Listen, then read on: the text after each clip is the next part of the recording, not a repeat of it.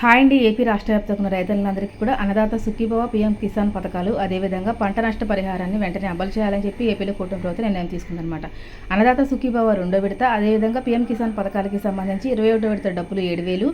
మరి వరదల వల్ల పంటలు నష్టపోయిన రైతులందరికీ కూడా పంట నష్టపోయిన తీవ్రతను బట్టి ఎకరాలకి 10,000 నుంచి 20,000 రూపాయల వరకు పంట నష్ట పరిహార సహాయాన్ని అంటే తక్షణమే అందజేయాలని చెప్పి ఏపీ కూటమి ప్రభుత్వం ఉత్తర్వులు జారీ చేయడం అయితే జరిగిందనమాట.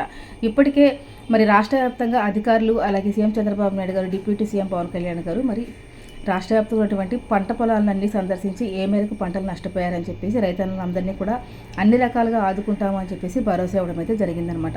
మరి ఏపీ రాష్ట్ర వ్యాప్తంగా ఉన్న రైతులందరికీ కూడా మీ యొక్క పట్టాదారు పాస్బుక్ నెంబర్లు, అదేవిధంగా మీరు వెబ్ ల్యాండింగ్ అయ్యి ఉన్నారా లేదా, కేవైసీలు అన్నీ కూడా కంప్లీట్ చేసుకొని సిద్ధంగా ఉండాలండి. ఇలా అయితేనే మీకు డబ్బులు అయితే ఖాతాలో జమ కావడం అయితే జరుగుతుందన్నమాట. దీనికి సంబంధించి పూర్తి సమాచారం వీడియోలో ఉంది, తప్పకుండా వాచ్ చేయండి.